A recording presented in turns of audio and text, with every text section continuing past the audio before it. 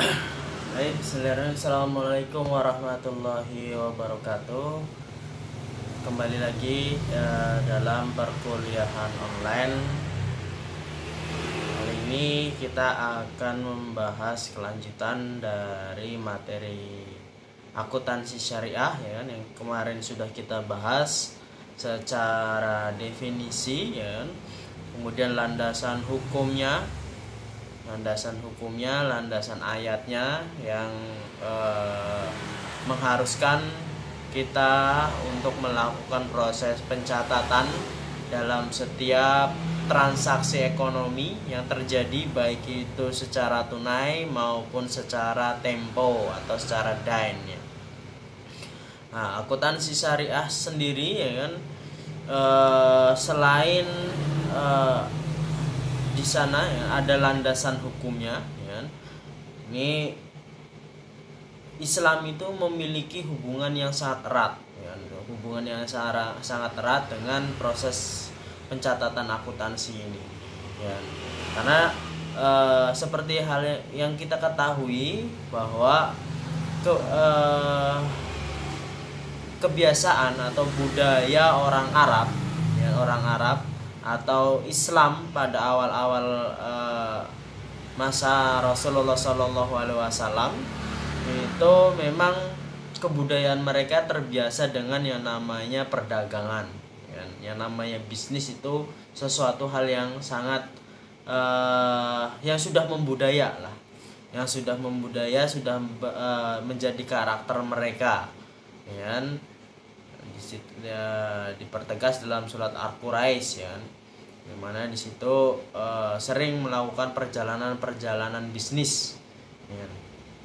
Selain itu juga, ya kan, bukti bahwa akuntansi itu erat hubungannya dengan Islam, yaitu dengan adanya syariat zakat, ya. Dimana yang seperti hal yang kita ketahui bahwa zakat ini adalah sesuatu hal yang wajib, ya, yang harus dibayarkan atas harta yang telah mencapai nisab, ya. Tentunya dengan adanya kewajiban zakat ini, ya, umat Islam, ya, baik saat ini maupun saat-saat sebelumnya itu mereka harus melakukan proses perhitungan dan pencatatan, ya.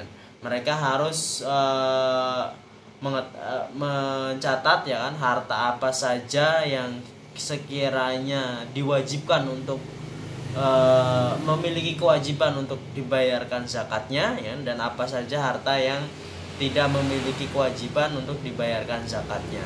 Kemudian mereka juga harus memastikan, menghitung, ya kan, transaksi mereka, bahwa harta yang mereka miliki itu sudah mencapai nisabnya atau belum, ya kan. Kemudian juga terkait dengan sudah mencapai haulnya atau belum, ya. Nah, proses-proses ini tentunya sangat erat sekali, ya, dengan kegiatan-kegiatan akuntansi, ya. Nah, adanya haul berarti adanya periodik yang jelas dalam menyusun laporan keuangan, ya kan. Nah, ini adalah bukti bahwa akuntansi Islam itu sangat erat dengan akuntansi, dan itu sudah dilakukan sejak 1014 Hijriah yang lalu, ya, 1140, ya. Nah, ini sudah dilakukan, ya, sudah 14 abad yang lalu sudah dilakukan, ya. Nah, jadi memang pada dasarnya Islam itu sangat universal, ya, sangat universal. Nah, pada saat kali ini saya akan membahas sedikit terkait dengan kerangka konseptual akuntansi, ya. Kerangka konseptual akuntansi yang seperti hal yang kita ketahui, ya kan, akuntansi saat ini itu didominasi oleh akuntansi barat, ya. Akuntansi modern kali ini, ya kan, saat ini itu didominasi oleh barat. Nah, meskipun demikian, ya kan, telah ada, ya kan, yang namanya kerangka konseptual akuntansi yang mengadopsi aturan-aturan syariat, ya, seperti halnya yang ada di Indonesia, ya kan, PSAK, ada yang namanya SAK Syariah. Kemudian yang internasional ada yang namanya AAWV, Accounting and Auditing Organization for Islamic Finance Institution, Islamic Finance Institution. Nah, ini sudah ada. Kalau kita membahas, ya kan, satu persatu terkait dengan tujuan, ya, secara tujuan tentu yang namanya akuntansi syariah itu tidak hanya tujuan-tujuan yang sifatnya material, ya kan. Kalau dalam kerangka konseptual akuntansi barat seperti GAAP, IASB yang sekarang digunakan, ya kan, yaitu terkait dengan IFRS, International Financial Reporting Standard, itu memang kalau kita melihat di situ, ya, karena mereka tidak menganut sistem syariahnya, maka hanya mencakup tujuan-tujuan yang bersifat material saja, ya kan. Tapi dalam Islam, ya, dalam sistem akuntansi Islam itu, ya kan, sesuai dengan ayatnya, ya, bahwa tujuannya itu ada dua, ya. Ada tujuan yang bersifat umum dan ada yang tujuan yang bersifat khusus. Sifat umumnya, ya, seperti halnya kerangka konseptual akuntansi yang lainnya, ya, bahwa tujuan dari disusunnya laporan keuangan itu adalah untuk memberikan informasi akuntansi kepada seluruh stakeholder, kepada semua pemangku kepentingan, pihak-pihak yang berkepentingan dalam jalannya operasional perusahaan tersebut, ya, seperti halnya investor, ya kan, yang menanamkan modalnya di perusahaan tersebut, ya. Nah, dia membutuhkan informasi akuntansi, membutuhkan laporan keuangan, ya, atas kinerja perusahaan tersebut, ya, sebagai bahan pertimbangan pengambilan keputusan, ya. Kemudian apa yang sekiranya bisa dia dapatkan dari menanam modal di situ, ya, menanamkan sahamnya di perusahaan tersebut, yang kira-kira dipertahankan atau tidak nantinya sahamnya, ya kan, atau mau seperti apa kebijakan yang ingin dibuat, ya kan, yang nah itu, ya. Kemudian ada kreditor, ya, ada juga pihak manajemen yang berkepentingan dalam hal mengambil kebijakan-kebijakan, strategi-strategi perusahaan yang akan dilakukan masa mendatang dan sebagainya, ya kan, sebagai dasar penghitungan kinerja daripada manajemen, ya. Kemudian, ya, tadi kreditor, ya, yang meminjami juga memiliki kepentingan, ya kan, kira-kira hutangnya bisa dilunasi atau tidak, layak tidak perusahaan diberikan pinjaman lagi. Masyarakat juga demikian, ya. Itu adalah tujuan-tujuan yang sifatnya umum, ya, tujuan-tujuan yang sifatnya umum, ya, yang sifatnya adalah material.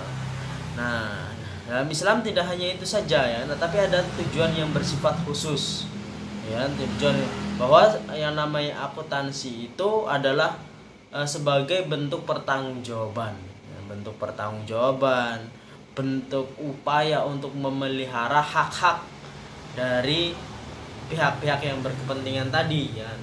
Yang tadi yang namanya stakeholder, ya, pemangku kepentingan itu, mereka di situ ada hak yang harus dipelihara, yang harus ditunaikan, ada hak dan kewajiban, ya, yang harus dipelihara dan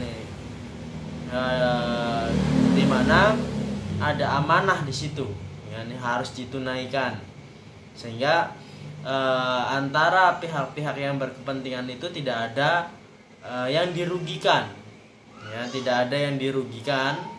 Dan kalau misalkan itu, sehingga kita terhindar dari perbuatan-perbuatan dosa, perbuatan-perbuatan yang tidak terpuji, ya. Jadi hak-haknya itu harus dilindungi. Itu terkait dengan tujuan-tujuan khususnya, ya.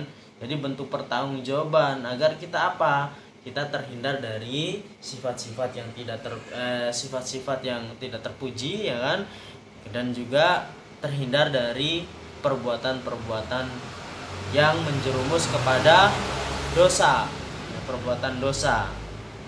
Ya, karena ini akan menjadi pertanggungjawaban kita di akhirat nanti, ya. Sehingga yang namanya akuntansi syariah itu ada konsekuensinya, ya. Dalam hadis yang sudah saya jelaskan sebelumnya bahwa, ya, yang namanya akuntan itu dia juga memiliki hukum yang sama dengan pelaku bisnisnya, ya, dengan pemberi ataupun penerimanya, ya. Akila riba wa muakilahu wa katibahu wa syahidahi wa qalahum sawa. Nah, ini adalah hukum, ya. Jadi setiap perbuatan, kalau misalkan perusahaan melakukan perbuatan-perbuatan yang melanggar syariah dan bagian akuntansinya mengamini, maka bagian akuntansinya juga memiliki tanggung jawab atas perbuatan tersebut. Ya, harus mempertanggungjawabkan kalau misalkan ada hak-hak yang tidak ditunaikan, ya, dan istilahnya akuntannya tidak netral, maka dia juga memiliki konsekuensi hukum, ya, konsekuensi hukum di akhiratnya nanti, ya. Itu terkait dengan tujuan, ya, terkait. Kemudian dalam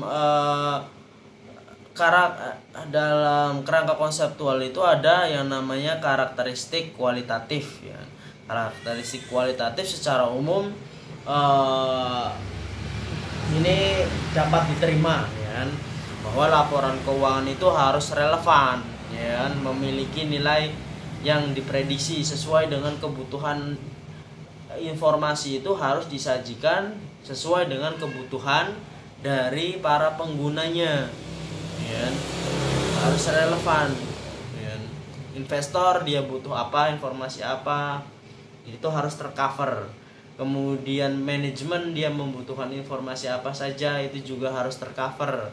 Kemudian pihak kreditor, pihak supplier, konsumen, masyarakat juga, ya kan, tanggung jawabnya bukan hanya itu saja, ya kan. Yang namanya perusahaan, ya kan, itu pasti mau tidak mau dia akan bersinggungan dengan lingkungan sosial masyarakat yang ada di tempat, sehingga harus diperhatikan juga, ya. Masyarakat ini dia membutuhkan apa, informasi apa, ya, yang harus dia dilakukan oleh perusahaan, yang harus, ya, yang menjadi tanggung jawab perusahaan, ya.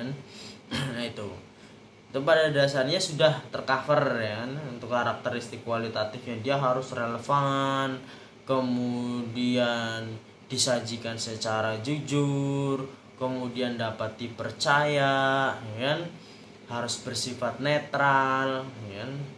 Ini sesuai Islam, harus adil, ya kan, harus, ya, tadi berbuat jujur sesuai dengan apa adanya, ya, kebenaran, menjunjung tinggi kebenaran, ya. Dicatat apa adanya, dicatat sesuai dengan rekening transaksinya seperti apa, ya kan, jenis muamalahnya seperti apa, ya. Itu adalah karakteristik kualitatif, ya, yang pada dasarnya secara umum, ya kan, baik kerangka konseptual akuntansi barat, ya, atau konvensional dengan akuntansi syariah itu, ya, masih dapat diterima, kan. Tapi perlu penekanan pada sisi-sisi syariahnya, ya, misalkan terkait tadi memelihara hak dan kewajiban dari setiap pemangku kepentingan, ya, harus berbuat adil, berbuat benar, ya kan, menghilangkan sebuah keraguan, ya kan, ya, itu mudah dipahami. Nah, itu. Nah, elemen-elemen laporan keuangannya yang harus disajikan, ya, tentunya terkait dengan kekayaan perusahaan, ya. Kekayaan perusahaan itu apa, ya, terkait dengan asetnya, terkait dengan kewajibannya, terkait dengan ekuitasnya, terkait dengan pendapatannya, pengeluarannya, ya, terkait dengan kinerja perusahaan, ya. Misalkan aset-aset perusahaan juga harus disajikan secara jelas ya kan, tentang statusnya ya kan. Apa kalau misalkan status asetnya dalam jaminan juga harus dijelaskan, dituangkan dalam catatan perusahaan ya kan. Nah, pokoknya setiap transaksinya itu harus bisa memelihara hak-hak dan kewajiban dari setiap stakeholder ya kan. Kemudian juga perusahaan juga harus melaporkan ya kan, kegiatan-kegiatan yang bersifat sosial, tanggung jawab sosial kepada masyarakat seperti apa ya. Bagaimana perusahaan menjaga lingkungan ya kan, mengolah limbahnya seperti apa ya kan, kegiatan-kegiatan sosial yang dilakukan masyarakat dan lingkungan itu seperti apa. Karena yang namanya perusahaan ya, dia menggunakan kekayaan yang ada dalam bumi ini, di dunia ini ya kan, tentunya dia juga harus menjaga ya. Tugas dari manusia itu ya kan bukan hanya memanfaatkan tapi juga menjaga dan memelihara ya, menjaga apa yang sudah ada, memelihara agar ekosistem ya kan, habitat itu tetap terjaga seperti apa ya kan, sehingga nanti kehidupan generasi-generasi ke depan itu juga bisa terjaga ya. Jadi bukan hanya melaporkan terkait dengan kekayaan perusahaan saja ya, bukan hanya istilahnya terkait dengan profit saja ya, tapi juga harus memperhatikan aspek-aspek sosial dan lingkungan ya, sosial dan lingkungan.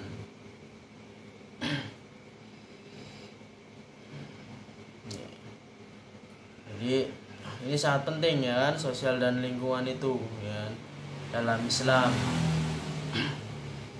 banyak sekali dijelaskan ya, ada dalam surat Ar-Rahman ya. Kemudian banyak sekali yang terkait dengan tugas manusia untuk menjaga ya kan, sebagai khalifah di bumi ya, untuk menjaga, memanfaatkan dan memelihara. Nah, itu harus diperhatikan. Jadi yang namanya akuntansi itu fungsinya bukan hanya untuk mengukur kinerja saja, bukan hanya untuk menghitung-hitung keuntungan saja ya, tetapi bagaimana sustainability-nya ya, keberlanjutannya nanti untuk generasi-generasi yang akan datang ya. Itu adalah sebagai pertanggungjawaban ya kan, karena manusia sudah diamanahi sebagai khalifah di muka bumi ya, nanti akan dimintai pertanggungjawaban.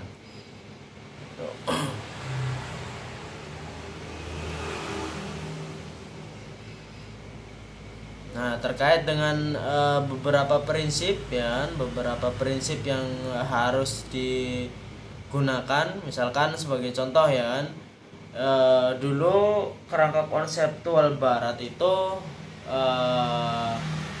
memegang prinsip terkait dengan cash basis, akan tetapi sekarang sudah bergeser menggunakan accrual basis. Nah, ini juga sangat perlu kita bahas ya.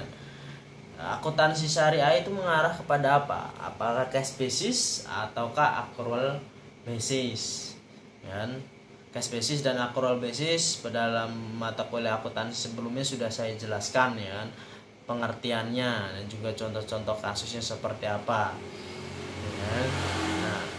Nah, kemudian istilahnya dalam Islam itu apa yang lebih relevan dengan syariah, hukum syariah, apakah accrual, apakah cash basis. Kalau accrual itu berarti kita mencatat ya kan, mencatat transaksi sesuai dengan kejadiannya. Nah, sedangkan cash basis itu kita mencatat sesuai dengan kas yang keluar dan masuk, terjadinya pengeluaran kas atau pengeluaran aset perusahaan atau pemasukan aset perusahaan. Jadi berdasarkan tadi keluar masuknya arus kas atau aset perusahaan ya, jenisnya. Nah, tentunya ya kan, kalau misalkan kita melihat dari aturan-aturan syariat yaitu terkait dengan misalkan zakat. Yang namanya zakat itu kan istilahnya harus harta yang dalam penguasaan, yang memang benar-benar dikuasai, ya kan? Kemudian dalam perhitungan bagi hasil juga, ya kan? Itu memang bagi hasil itu ya dihitung berdasarkan ya apa yang sudah diterima di tangan, ya kan? Makanya nah kalau kita misalkan mempertimbangkan dari dua tersebut, ya kan, dari konsep bagi hasil dan juga dari konsep zakat yang mengharuskan harta itu sudah dalam penguasaan, ya kan, dalam penguasaan yang penuh, maka sebenarnya ya akuntansi syariah itu lebih mengarah pada cash basis, ya. Karena untuk mengukur menghitung bagi hasil ya kita harus apa yang sudah perusahaan pegang, ya, kekayaan yang sudah perusahaan kuasai, ya. Yang belum dikuasai ya jangan dihitung, ya. Begitu juga dengan zakat, ya. Itu harus dalam penguasaan yang penuh, sehingga ya lebih tepatnya memang kita menggunakan cash basis ya kalau akuntansi syariah itu, ya.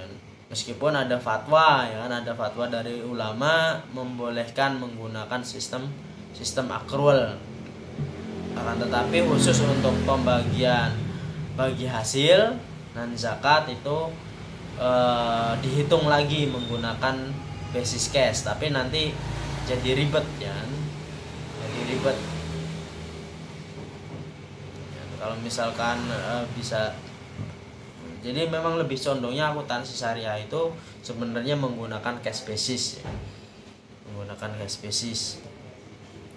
Kemudian dalam prinsip penilaian aset, ya, dalam prinsip penilaian aset seperti hal yang kita ketahui ada dua cara, ya kan, ada menggunakan historical cost dan juga menggunakan nilai wajar atau fair value. Menimbang, ya kan, kalau misalkan kita kembali pada prinsip terkait dengan zakat, ya, terkait dengan bagi hasil, ya kan, tentunya kalau kita bayar zakat itu yo sesuai dengan kondisi yang sebenarnya, ya, tidak menggunakan data masa lalu, ya. Kita bayar zakatnya tahun 2020 ya kita menggunakan data yang sebenarnya, nilai yang kekayaan yang sebenarnya yang dimiliki oleh perusahaan pada tahun 2020 itu, bukan data historicalnya, ya. Maka Islam itu pada dasarnya, ya, untuk khususnya untuk menilai aset itu lebih kepada prinsip nilai wajar, kecuali misalkan dalam hal hutang piutang itu berbeda, ya. Dalam hal hutang piutang, ya, tentu kita harus berpegang pada historical cost, ya. Karena kalau misalkan kita mengampu nilai wajar nanti akan mungkin akan terkena sistem itu ya, larangan riba itu, ya. Ya. Tuh.